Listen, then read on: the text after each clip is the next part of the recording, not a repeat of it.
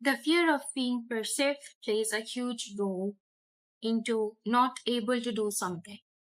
And most of the time, we all are facing that before trying something new or before starting something. Suppose you want to be a writer, but you are unable to write anything because you are thinking that what if someone judges me after reading this piece of work I have done? Or what if someone thinks it in a certain aspect?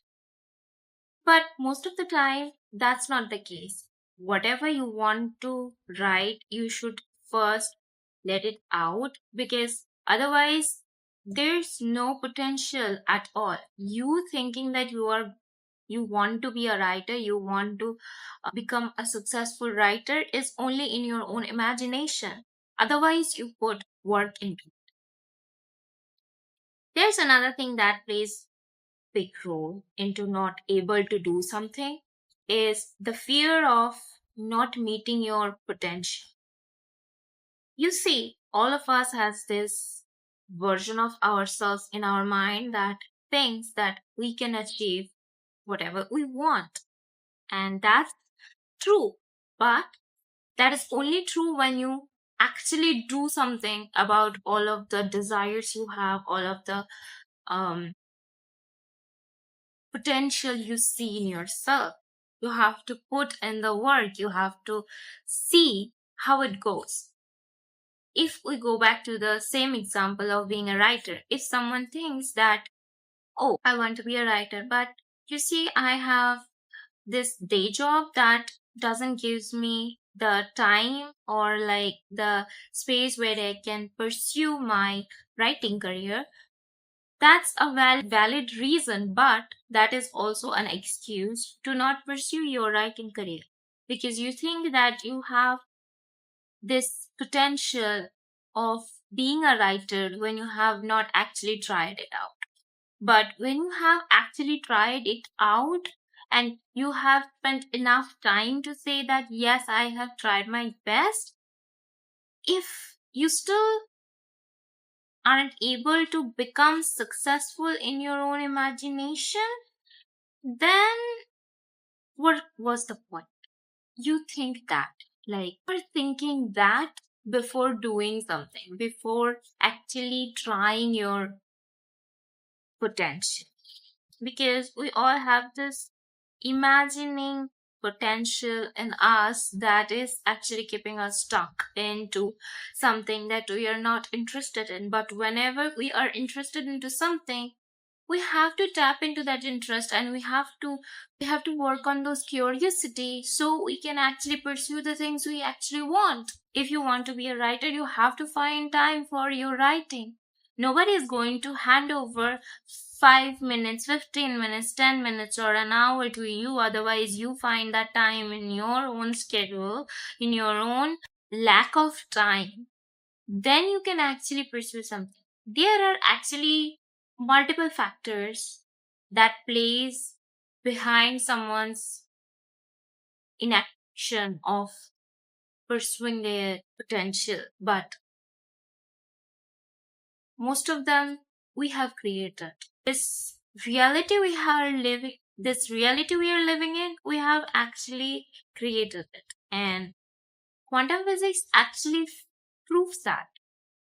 But some of the people might say that that's not true. This is the reality that is happening. And then other people will say, no, there is already multiple dimensions.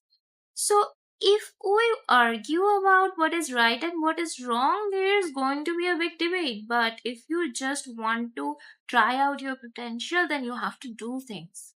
Otherwise, then you can actually achieve the things that is keep coming back to you and keeping you awake in your dreams, that even if you are perfect into something, if you do not practice it for a long time, you will lose the perfection. And that's the nature of things.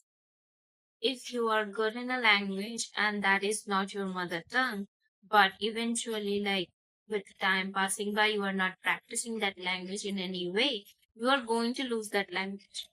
But it's not like you will lose the entirety of it. You will have fragments of things here and there. But suppose you are like a very good speaker of French. Let's say you have learned French and perfected your French, but you have not practiced French for 15 years. After those 15 years, you will lose the perfection. Not the entirety, but you will lose the language and that perfection you had before. But if you again try and hone your skill, you will learn it again. You will remember everything. And that's the thing. You don't lose the memory of riding a bicycle, but you lose the memory of practice. You lose the memory of perfection. And that's it. So if that is it, then what is stopping you? If the thing is, you are afraid to meet your potential that is actually keeping you awake in the night, then why not just tap into that potential and try? Try to meet that potential. Maybe you will become successful in the things you are actually trying to do. Maybe you will become a successful writer. Maybe you will become a successful speaker of French. And that's a good thing, isn't it? So excuses, how much valid it is not going to help you into achieve things. But if you do things, if you try things, if you at least the least you can do is try. And the worst thing that can happen is you never try. So if the best thing that can happen is you have tried, you have a story behind it, and the worst can happen is you have never tried. You have just imagined it. Then what are you losing actually?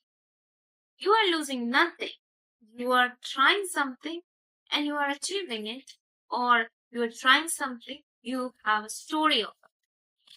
This is the two scenarios that can actually happen into whatever you try. You suppose you want to be a writer, you want to be a dancer, you want to pursue singing, you want to become a poet, whatever it is. Either you have tried and became successful in it, or you have tried and you have a story of it. There's nothing to lose. So why not just try your potential and see what it can actually be, what you can actually be.